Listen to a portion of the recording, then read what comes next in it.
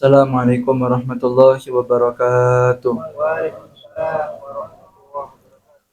Bismillahirrahmanirrahim. Alhamdulillah. Alhamdulillahi rabbil alamin. Wassalatu wassalamu ala asrafil anbiya wa mursalin Sayyidina Muhammadin wa ala alihi wa sahbihi ajma'in. Subhanaka la ilma lana illa ma 'allamtana innaka antal alimul hakim. Rabbi shrah li sadri wa yassir li amri wahlul 'uqdatam min lisani yafqahu qawli. Amin amin ya rabbal alamin.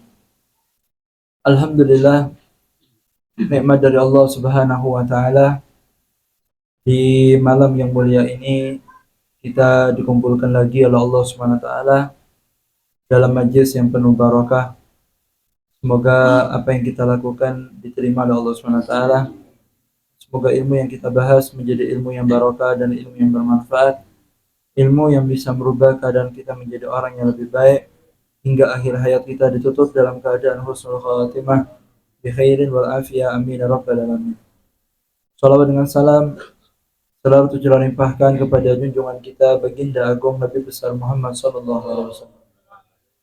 Tak lupa yang sama kita muliakan para hadaib, para alim, para ulama, para kiai, para ustadz, para tokoh masyarakat.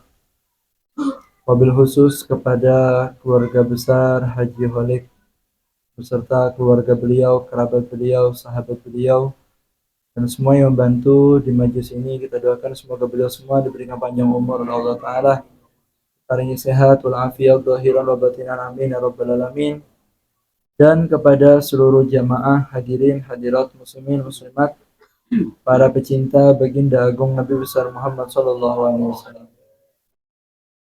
Hadirin rahimakumullah, melanjutkan pelajaran kita.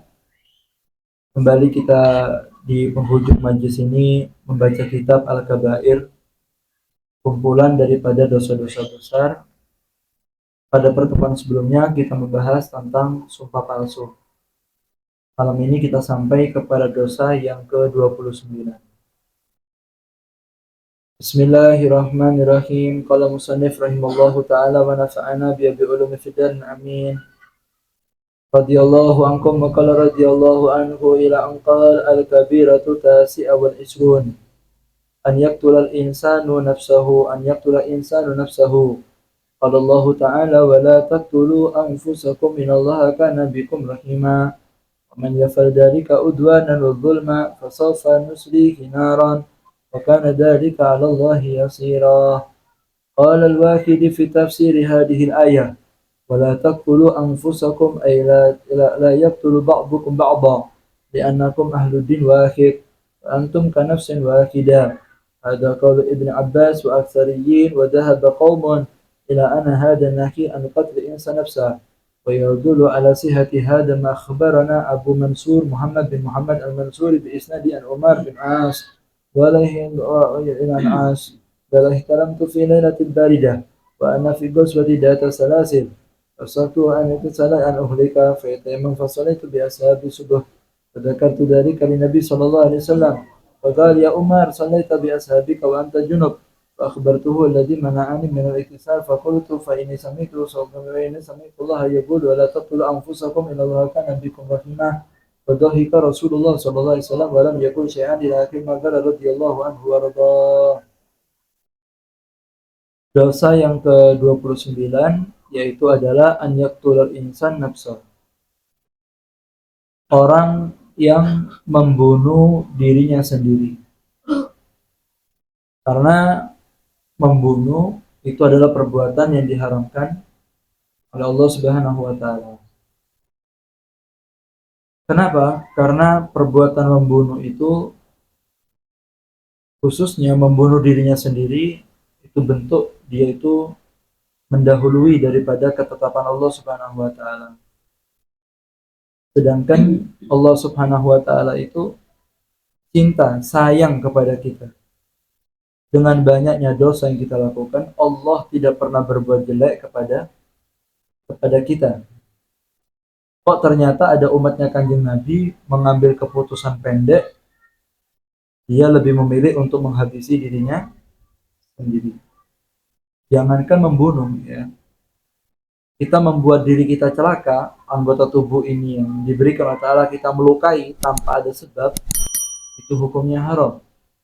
Allah mengatakan dalam kitab suci Al-Quran, "La tuhliku anfusakum ila tahluka." "Fala tulqu anfusakum ila tahluka," kata Allah. Jangan kamu posisikan dirimu kepada sesuatu yang bisa mencelakakan kamu, kata Allah. Jadi kita berada di posisi bahaya, membahayakan diri sendiri, itu hukumnya haram. Kita mengkonsumsi sesuatu yang kalau dikonsumsi bisa bahaya sama badan kita, itu hukumnya haram. Atau kita melukai tubuh kita sendiri yang bisa menyebabkan celaka kepada kita tanpa sebab, itu hukumnya haram. Apalagi sampai pada level menghabisi nyawanya sendiri. Itu perbuatan yang dilaknat oleh Allah Subhanahu wa taala. Maka itu Allah mengatakan dalam kitab suci Al-Qur'an, "Wala taqtulu anfusakum innallaha kana bikum rahim." Kata Allah Ta'ala, janganlah kamu membunuh diri kamu sendiri. Jangan kamu melakukan tindakan bunuh diri. Kenapa? Innallaha kana bikum rahima. Karena Allah Subhanahu wa taala itu kepada kalian adalah zat yang Maha mengasihi. Wa man yaf'al dzalik. Adapun orang yang berani melakukan perbuatan itu udwanan, dia menyengaja, wa zulman, dan dia mendolimi dirinya sendiri tadi itu, fasawfa nuslihi nar, kata Allah. Yang berani melakukan itu, aku Allah Ta'ala akan membuat dia masuk ke dalam nerakaku, kata Allah Ta'ala. Wa kana dzalika 'alallahi yasira, dan memberikan orang itu adab masuk neraka bagi Allah itu adalah perkara yang mudah bagi Allah Subhanahu wa taala. Maka itu ayat ini menjelaskan bagaimana kita itu diancam tidak boleh untuk membunuh diri kita sendiri karena perbuatan itu adalah perbuatan yang dilaknat oleh Allah Subhanahu. Sebagian ulama ya mengartikan wala taqtulu anfusakum, artinya janganlah kamu membunuh saudara kamu sesama muslim. Kenapa anfusakum diartikan saudara sesama muslim di sana? Ya, karena orang muslim satu dengan muslim lainnya itu kal jasad wahid. Dalam hadis Nabi Muhammad SAW, beliau mengatakan permisalan orang mukmin satu dengan lainnya dalam urusan cinta, dalam urusan imannya, itu kata Kanjeng Nabi kal jasad wahid. Saya sama antum ini seperti satu jasad. Nah, idastas kamin hu'udun tada ala husairul jasad bisahri wal huma, kata Rasul. Kalau salah satu anggota tubuh itu ada yang sakit, maka bagian tubuh yang lain akan merespon. Bahkan yang sakit bagian salah satu dari tubuh, tapi yang lain akan diajak untuk melekan dan ikut gregesnya. Padahal yang sakit satu tubuhnya saja, anggota tubuhnya mungkin tangannya yang lorong, tapi badannya ikut merasakan semua. Kenapa? Karena saraf satu dengan lainnya itu nyambung. Sama, orang mukmin itu satu dengan lainnya itu seperti satu. Maka sebagian ulama menjelaskan jangan membunuh jiwa kalian, maksudnya jangan membunuh sesama muslim. Kenapa diartikan seperti itu? Ya, karena kita dan orang muslim itu seperti satu jiwa. Berarti ayat ini menjelaskan apa, Habib? Ya, kalau kita ikut pendapat yang pertama, berarti kita tidak boleh bunuh diri kita sendiri. Yang kedua, ayat ini juga menjelaskan kita tidak boleh membunuh sesama mukmin. Kenapa? Karena kita dengan yang lainnya itu seperti satu jasad, kata Nabi Muhammad SAW. Maka itu hadirin jamaah pengajian rahimakumullah, pembunuhan ini perbuatan yang berat ya. Perbuatan yang berat, bukan perbuatan yang enteng. Dan perbuatan membunuh ini adalah salah satu dosa yang susah untuk dimaafkan. Jangankan membunuh, menumpahkan darahnya orang, kita nempeling, mukul sampai getih, moncrot gitu ya. Itu yang bersangkutan yang pernah melakukan perbuatan itu, kata Nabi Muhammad, sesungguhnya perkara yang paling repot hitungannya di akhirat adalah orang yang di dunia ini pernah menumpahkan darahnya orang lain. Apalagi sampai menghabisi nyawa. Mau dia yang melakukan atau dia yang merencanakan. Dia merencanakan atau dia yang melakukan. Atau dia tidak merencanakan, tidak mengeksekusi, dia hanya ikut mendengarkan rapat tadi itu dan dia tidak ingkar. Atau dia nyumbang kalimat, ya mungkin omongannya dia tidak ngefek sama pembunuh, tapi dia ikut nyumbang. Nah, itu dikatakan dalam suatu riwayat, siapa orang yang menyumbang, walau ala satril kalimah, kata Rasulullah, walaupun separuh omongan, nggih, separuh omongan tok, yo ngono tok. Iki rapat iki. Ya apa lek fulan dipateni, setuju ya apa cara mateni dibacok ngene. Iki ana provokasi, cuma ngomong, yo lanjut no wis. Cuma ngono tok, separuh kalimat tok. Apa kata Kanjeng Nabi? Dia akan ditulis di antara kedua matanya, ajisun min rahmatillah, orang ini tertolak dari rahmatnya Allah, tidak bisa dilihat wajahnya oleh Nabi Muhammad SAW. Padahal dia tidak bunuh, dia cuma nyumbang separuh kalimat atau dia hadir di rapat ketika merencanakan pembunuhan. Ya apalagi yang mengeksekusi, ya, lain cerita sudah. Apalagi dia memang pembunuhannya berencana. Makanya dalam hukum Islam itu orang yang berani membunuh, ya, berani menghabisi nyawa orang lain, ketika pembunuhannya itu berencana, maka tidak ada hukuman yang pantas bagi orang yang menghabisi nyawa orang lain, kecuali yang bersangkutan juga dihukum mati oleh Allah SWT. Kenapa? Karena kalau tidak dihukum mati, engkau lanjut itu. Hukum penjara itu tidak menyelesaikan. Kalau seandainya ada fulan, bunuh fulan. Marang sing mata ini gak dipateni bisa. Nanti akan lanjut itu. Dendam kesumat tuh lanjut ke anak, ke cucu, terus tuh ke bawah. Tapi kalau yang bunuh ini, mari mata ini, yang bunuh dibunuh, selesai masalah. Makanya kalau seandainya hukum Islam itu ditegakkan ketika ada pembunuhan yang bersangkutan juga dibunuh, ini bukan masalah hak asasi atau toleransi dan macam-macam peri kemanusiaan. Justru kita mensikapi orang yang membunuh dengan dibunuh, itu adalah sikap yang paling tepat untuk memutus api kedendaman, dan ini yang diajarkan oleh kekasih kita Nabi Muhammad SAW. Makanya mata ini uang ini hati-hati ya, bahaya. Atau dia itu tidak bunuh ya. Bunuh itu ada dua, Pak. Ada bunuh apa namanya?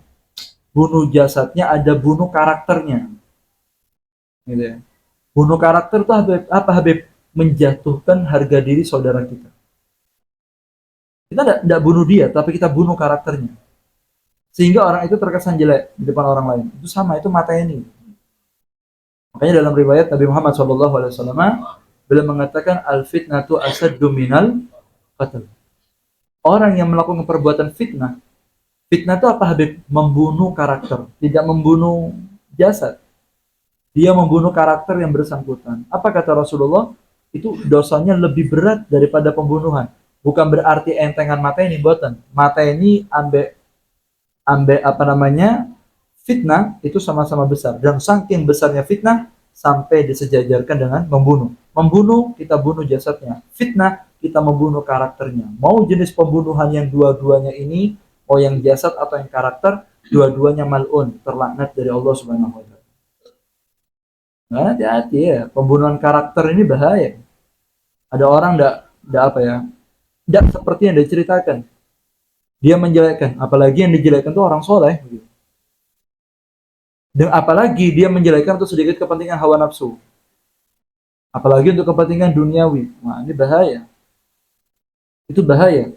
Perbuatan ini kalau cepat-cepat tidak minta maaf, terus dia tidak bertobat dan dia tidak klarifikasi untuk memperbaiki nama orang yang sudah dijelekkan, kalau itu diteruskan, khawatir dia matinya dalam keadaan su'ul khotimah. Bukan saya yang bilang, tapi Nabi Muhammad SAW.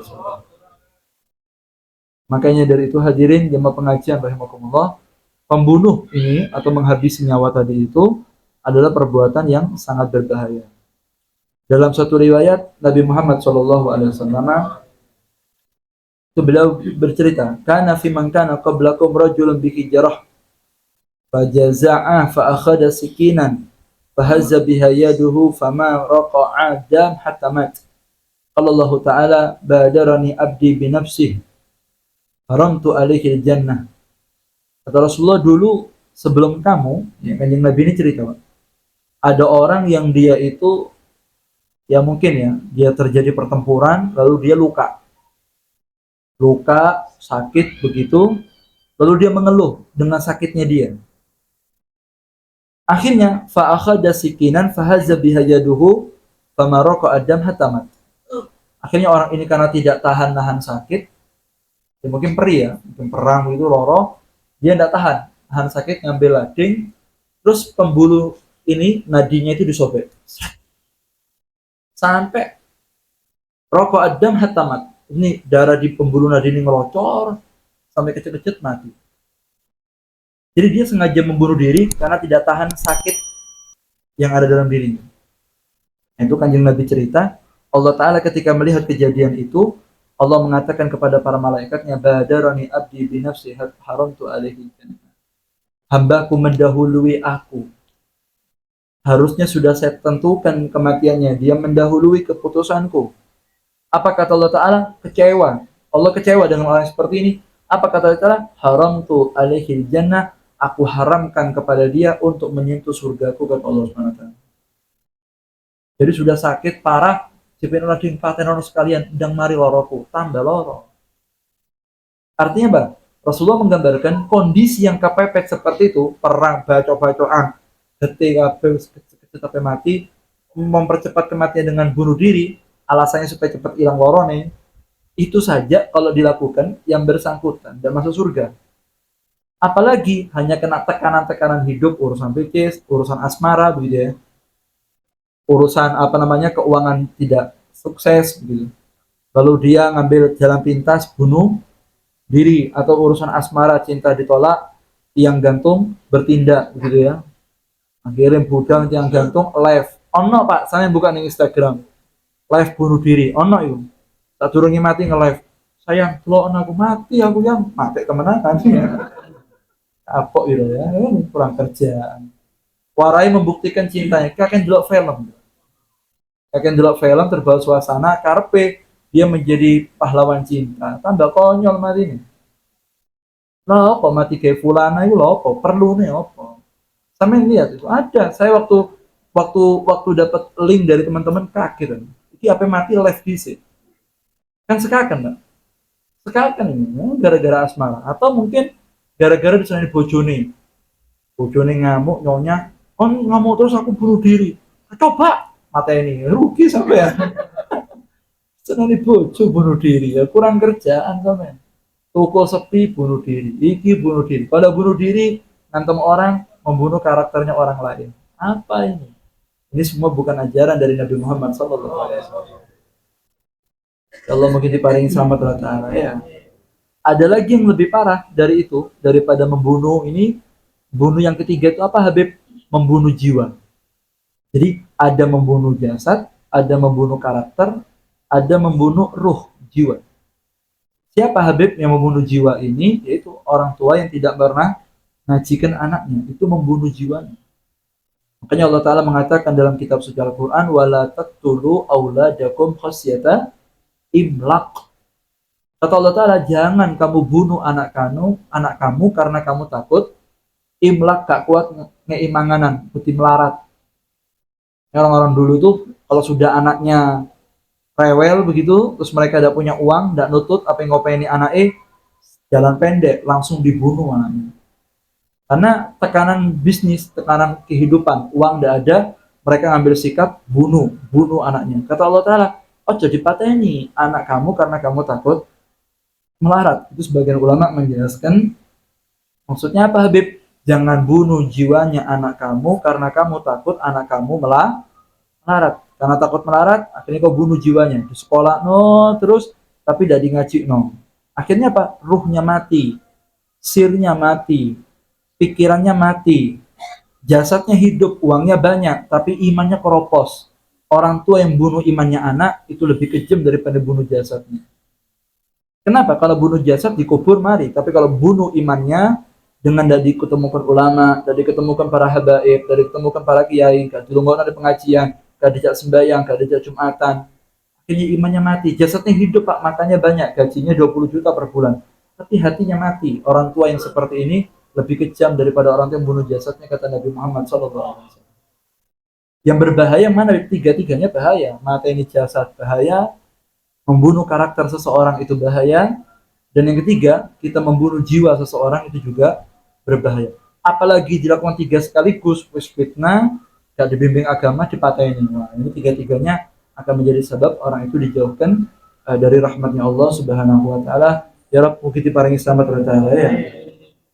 Kayaknya hati-hati ya, pembahasan ini berbahaya ya. Sampai dalam satu riwayat Nabi Muhammad SAW itu beliau bersabda, siapa orang yang bunuh diri bihadidatin, Ya, siapa orang yang dia itu bunuh diri dengan menggunakan hadidah, apa hadidah? Besi, atau kalau kita artikan sekarang pedang mungkin, arit, golok, atau lading, pisau dapur dan seterusnya. Nah, kemudian fahadidatuhu fi yadihi yatawajja'u biha fi batnihi fi nari jahannam khalidan fiha abadan. Kata Nabi Muhammad, orang yang bunuh diri menggunakan lading, cep, mati. Itu nanti lading atau arit atau golok yang pernah dipakai untuk bunuh dirinya, itu kalau di akhirat lading itu dimunculkan lagi sama Allah. Cuma dengan versi api neraka. Oh, nggak pedang beb, engko tiga pedang yang sama yang dunia, cuma dipoles setelannya setelan rokok.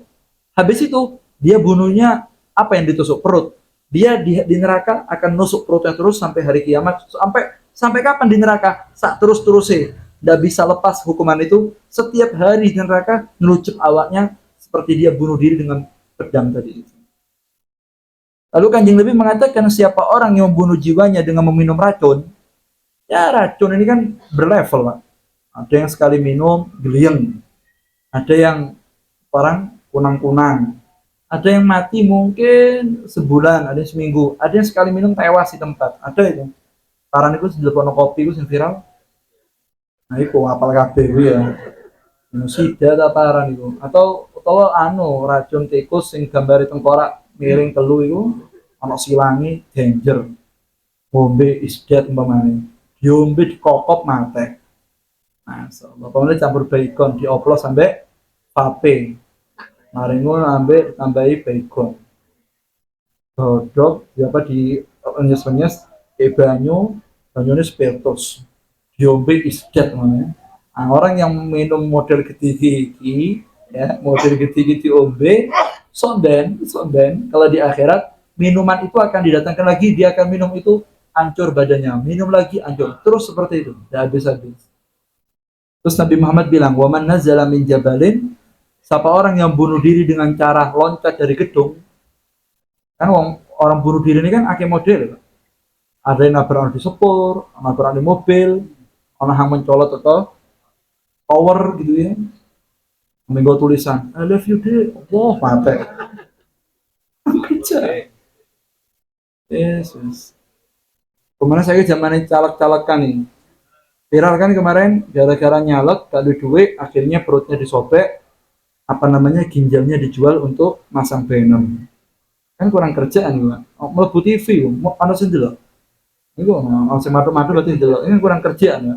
Allah, apa wetenge disuwek, ginjalnya dijual untuk masang banner. Awal dewi mana sih dipasang. Kon ngaji ning kene mangan ketan boleh sehatnya gitu ya. Gak usah nyalek gitu ya, kurang kerjaan. Untuk dicoblos orang belani ngono bang. Kalau mati ya apa sampai.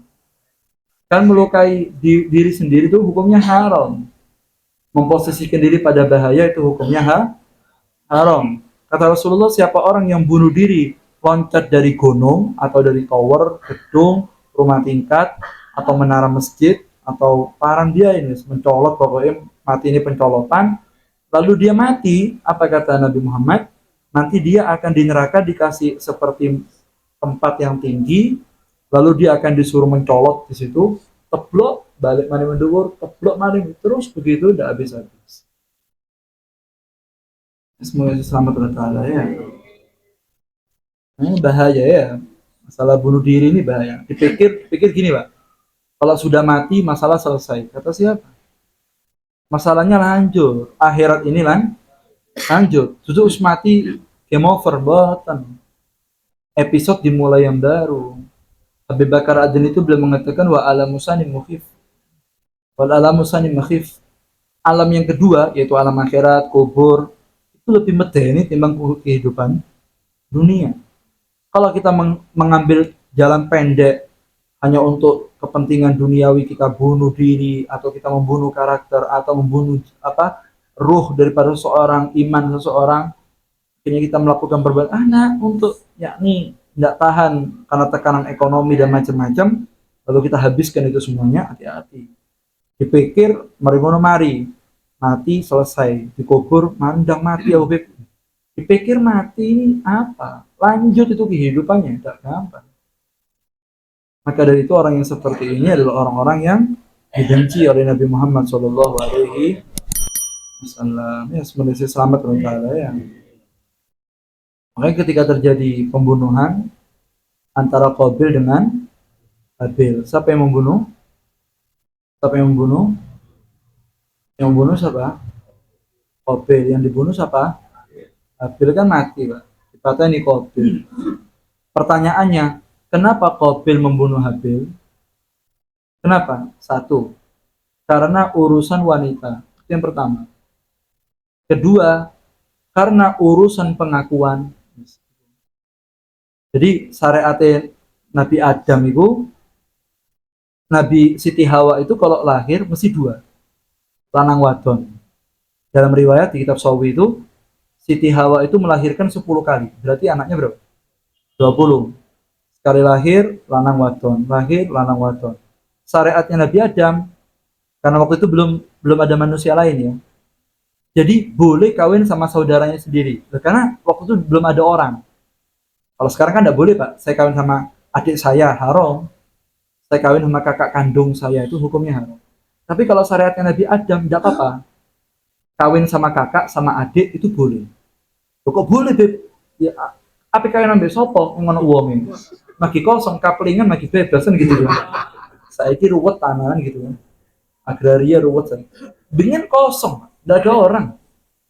Terus kalau udah dikawin kan tidak punya anak lah. Tidak ada, saya sama jenengan tidak muncul kabeh. Lah ketepaan, Pak, ketepaan. Kok ternyata, tapi perkawinan tadi itu harus hilang. Jadi kalau pamannya dua, ini yang satu kali lahiran saudara kandung, yang satu kembar itu tidak boleh kawin. Jadi ini harus kawin sama saudara satunya, yang ini kawin sama sini, disilang. Tapi kalau kawin sama yang langsung tidak boleh. Kok ketepaan, kok Kobil yang apa namanya, yang mateni ini Kobil, kok tidak taunya pasangannya ayu, Habil pasangannya elek. Otomatis Kobil nggak bisa kawin sama saudarinya sendiri. Habil harus kawin sama saudaranya Kobil kawin ambil julure Habil. Iri, kok ayuan kono? Itu api pertama. Ini dari sini pelajaran ya. Kalau sudah orang itu lihat rumput tetangga, pasti rumput tetangga selalu tampak hijau. Padahal pada biaya wae sampean ambek wae koncone sampean iku apa? Intinya ya siji kan. Walaupun casing berbeda, intinya sama. Ketika Sayyidina Ali lihat ada orang yang dia itu apa namanya ambisi dengan perkara itu, dipanggil sama sini. Apa kok ambisi urusan ngunungun? Maksud urusan ngunung tuh apa ya? Dia suka memata-matai istrinya orang. Kata Sayyidina Ali apa? Kamu tahu perempuan itu mata zayyanat wa hasanat, kapan saja perempuan itu dipoles, zayyanat itu dihiasi, diperbaiki, dipermak, ya. Kemudian diparanyo, mungkin bahasa ini di make up, kemudian di salonno. Itu intinya perempuan cuma satu, mabal wa mubal. Mabal mubal itu bahasa Arab. Mabal mubal itu artinya tempatnya oyo sama tempatnya kotoran. Wong wadon kawin tukang make up 20 juta bib toko Malang. Terus iki tukang rambutnya toko Jakarta 15 juta. Mari ngono, bagian nyepah awake toko Eropa 50 juta. Pas kawin masih kredit lah, Pak. Intinya kan satu titik itu saja kan gitu. Tempatnya oyo, tempatnya head atau lubang belakang di gemes-gemesan. Itu ngene kentut, ambil ngene, belek kan gitu. Katanya Sayyidina Ali, wong wadon dipoles model biaya, intinya kepada satu titik. Ketika orang punya pikiran yang sama seperti ini dengan pikiran Sayyidina Ali, belok uang podo ae. Jeroane po, ya kan cuma casing saja berbeda. Tapi mempengaruhi rasa, halah sampeyan dia. Macam-macam. Intinya podo. Intinya podo. Makanya Sayyidina Ali ngomong podo biarin. Walaupun wedok dipoles bagaimanapun, dikelambeni apapun, aksesoris apapun, intinya satu titik yang sama. Yang gini nguyu, yang gini head, gini nifas, gini metune anak kan. Ya sudah, itu sudah tempat yang paling kotor, itu yang kita uber.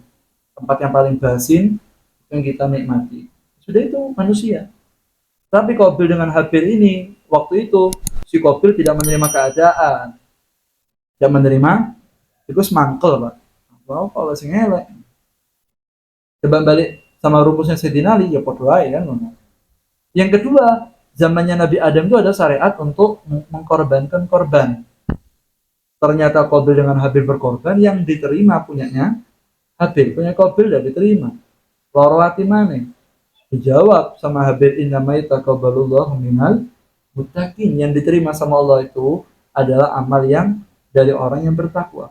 Namun Qabil tidak terima. Itu urusan wedok tidak mari. Kalau sekarang Allah Ta'ala nerima satu pihak, yang satunya tidak diakui, yang satunya mendapatkan pengakuan. Nah, karena orang ini punya perasaan iri dengan dunianya orang, iri dengan apa yang Allah berikan kepada seseorang, kemudian dia ada perasaan tidak merasa apa ya, dia merasa aku kok gak diakoni, kok dia yang diakoni, aku kok gak. Nah, ini pemicu-pemicu ini akhirnya membuat si Qabil peteng, akhirnya mengambil sikap untuk membunuh.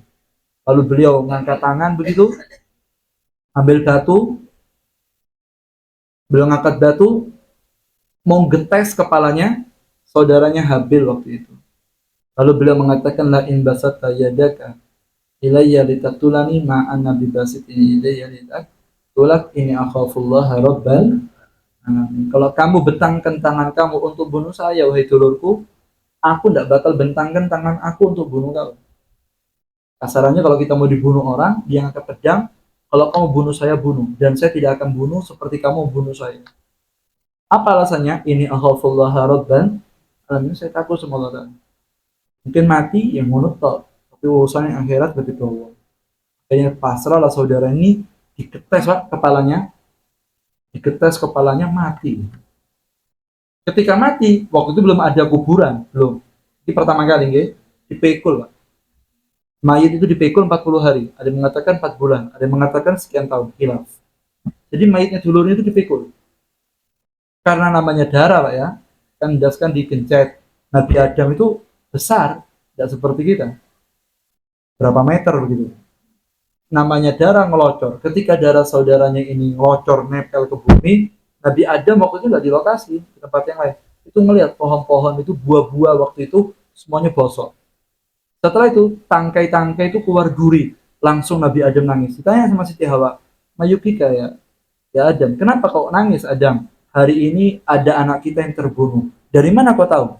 Ini pohon-pohon buahnya bosok dan duri-durinya dan mengeluarkan duri. Dulu ada duri. Setelah kejadian itu berduri. Artinya apa? Perbuatan yang dilakukan oleh orang maksiat di bumi ini itu akan pengaruh kepada buminya. Ini jarum mongso maksiat terus daerahnya tidak ngefek. Cuma gandrung bib, cuma bokong oba-oba, itu urusannya sampean, itu urusannya kono. Kata siapa? Apa sama yang pikir Banyuwangi tidak kena dampak? Demi Allah kena. Apa sama yang pikir majlis seperti ini buminya tidak kena dampak? Demi Allah kena. Tempat positif akan menghasilkan daerah yang positif, tapi tinggalkan negatif akan menghasilkan nuansa daerah tadi itu terkena dampak negatif. Dan terjadi ketika zaman Nabi Adam, buah-buah langsung bosok. Dipikul sampai singkat cerita ngelihat itu burung gagak paten-patenan sama burungnya mati. Terus burung gagak tadi tuh gali nyoker tanah, terus dulure sesama gagak ini dicemplung di tanah itu, terus tutup lagi.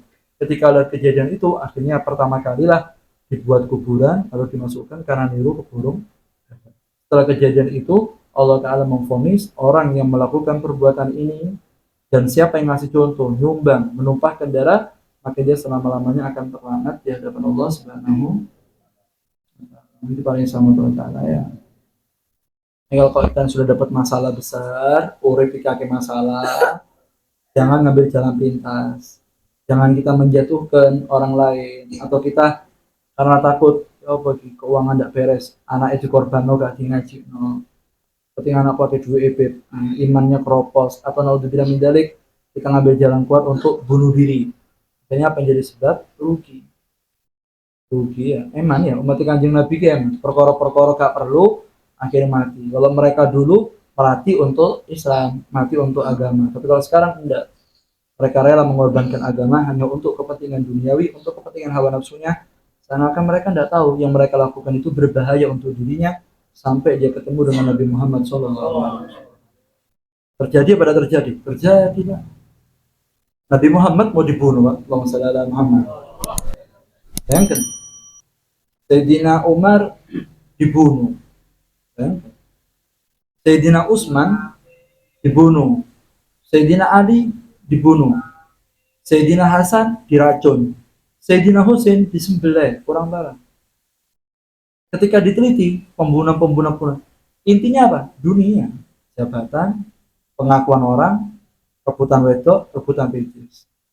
Kalau tidak bunuh jasad tidak berhasil, yang dibunuh karakter. Apa yang seperti ini sukses? Tambah gagal. Tidak ada menyelesaikan masalah dengan perbuatan yang diharamkan oleh Allah SWT. Tapi solusi akan diberikan oleh Allah saat kita menghargai kehormatan orang mukmin dan kita kembali kepada Allah Subhanahu paling sama itu ya. Yang sampai tidak tahu rasanya, Pak, punya keluarga mati dibunuh. Naudzubillah min dzalik. Mbak saya ini dibunuh. Jadi Habib Ali itu dibunuh. Itu Al-Walid, Habib Faisal itu kalau sudah cerita, kalau tidak tahu nak rasanya punya bapak dibunuh. Mati kecelakaan, mati itu normal ya. Tapi kalau mati dibunuh itu dada itu sesek. Almarhumah nenek saya itu sampai akhir hayatnya tidak pernah ziarah. Karena setiap lihat kuburan itu ingat-ingatan kejadian waktu diculik dan dibunuh. Kenangan itu tidak bisa lupa. Makanya tidak gampang-gampang mata ini itu tidak gampang. Karena urusannya dawa. Apalagi mata ini awal IDW untuk perkara tidak perlu urusan wedok, urusan duit. Penting sama sekali ya. Kita siap mati kalau kita itu untuk berkorban untuk Allah dan untuk Nabi Muhammad SAW. Selain itu kita tidak mau mati. Kejadian Pak di Ketapang, ada orang, saya sudah sebut namanya, kita ambil hikmah saja, pacaran Pak. Ternyata Hang Wadon ini ngomong ambek pacare, Mas, boleh bengen ngedet ngene-ngene tok. Sekali-sekali Mas bawa sepeda. Waktu itu zaman sepeda saya larang. Ini kejadian saya masih SD.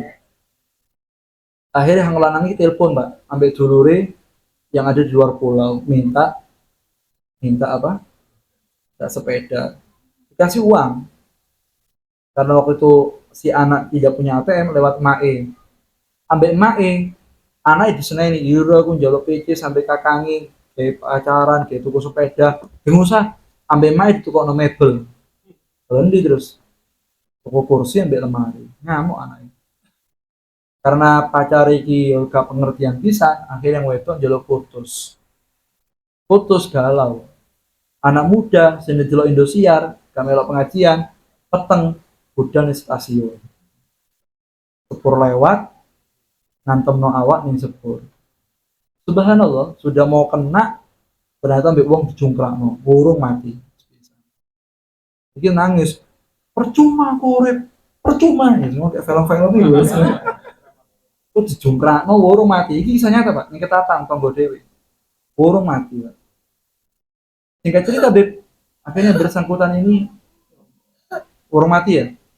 Di rumah sendirian di kamar kuncian lawang ngombe racun.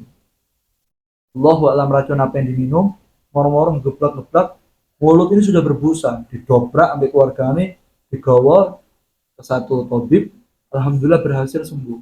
Urung maneh mati. Pendo iki ya. Sepur urung, racun urung.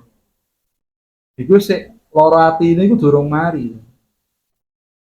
Akhirnya bengi-bengi pas jamnya istighosa alhamdulillah yang bersangkutan ini dia melok pengajian. Nah, malam itulah si anak ngambil sarung gantung diri di depan emaknya tidur gak kerungu. Anak itu waktu ini mungkin kesakitan, mungkin dia nazak Israel teko itu kayak dia mau lepas karena dia tahu dia salah. Yang gitu kalau sudah kayak Israel baru kerosok keliru isun. Tapi sudah percuma dia geblak-geblak kakinya ngantem-ngantem itu maksudnya kepingin lepas. Emaknya ada nggak denger Pak, anaknya rame-rame itu nggak denger.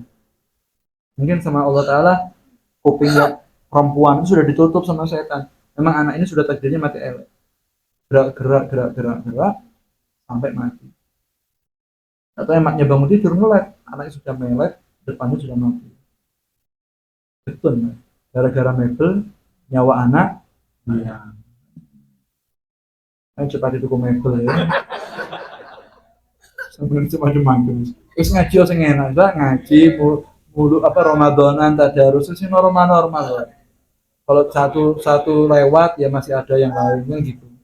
Terus tuh aja pati, aja pati dalam film sing drama yang mendalam-mendalam. Terus yang normal-normal dalam pengajian-pengajian.